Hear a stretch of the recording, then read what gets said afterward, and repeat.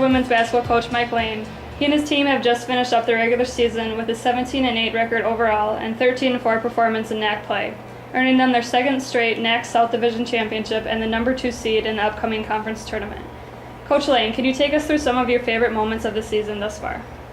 Sure. Obviously, it was a different journey than last year. It was great that we won the division again, and I think that the biggest takeaway was that we had to play from behind. MSOE was up on us a game there after they swept us, and that we had some pressure to play in that last month of the season where we had to run off some wins. We knew we had to win out, and we were able to. And those 6 wins in a row, I felt hopefully is a good indication of how we can play with pressure on us going into obviously this week.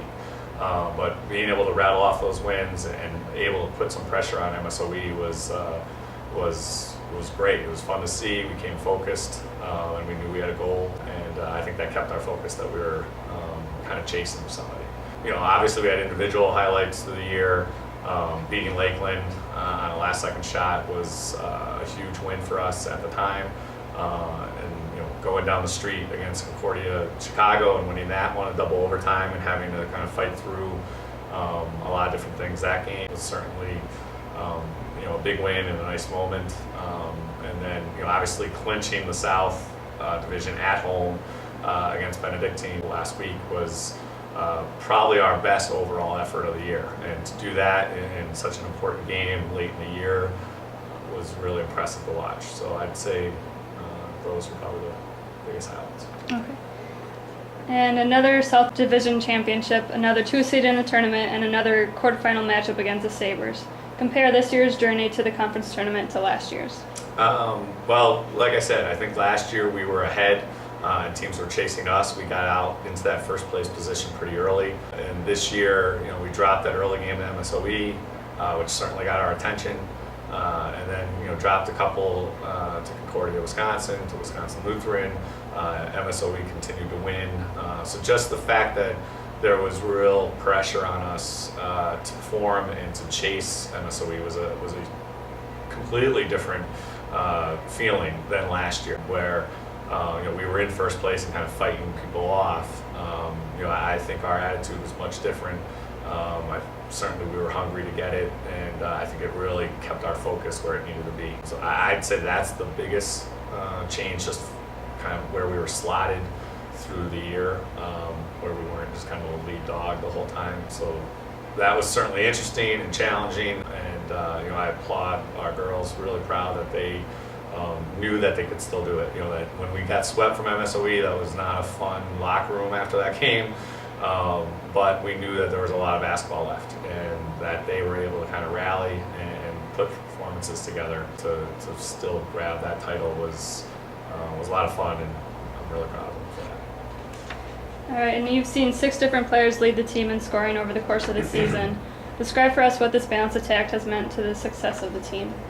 Well, I think that's what our program is. I think that's what we've always tried to have, that it's a team game. Everybody has to contribute. We talk about that we can't just be a single-minded player on the floor. We can't just be a shooter. We can't just be a driver. We can't just be a passer. Coaches are too good in this league. They're going to take you away, and that everybody has to develop and be able to score. And certainly be able to defend as well. But the fact that we can rely on a host of different players on any night to be able to hit double figures is a huge luxury as a coach. There's no question that we know that if somebody doesn't look so hot in the first half, maybe we can rely on somebody else, or they're just going to get out of it in that first half and then they can bounce back in the second. But to know that Ashley and Kayla and Katie and Sarah more or less are going to be in double figures every night is a great bonus. And then, depending on how we're working the ball into our posts between Laura and Maggie, and then obviously some of our shooters coming off the bench like Jamie and Stacy and Siri, that we know that those guys are going to be able to play. They're ready to play. They're ready to shoot. They're ready to score. Hopefully, it makes us hard to guard. Hopefully, it makes us hard to scout, and that's a good thing. Okay. And looking forward to the 2012 NAC Tournament and Wednesday's matchup against the Sabres. What will you and your team need to do to reach the semifinals on Friday? Play defense, for one, obviously. We gave them 66 points in the first matchup. We let Alexis Becker more or less do what she wanted. We did a decent job on Albert, their main shooter, one of the best shooters in the country. We have to make sure that we close down the arc against them. I mean, that's where they want to shoot a lot of points. But we have to be ready. It's not just Becker and Albert. They have kids who they put around the arc, and they do a lot of basket cuts and back screens and pops and a lot of inside-out game. So we need our best defensive effort, and that's what conference tournament play should be. We need to be better than we were up there.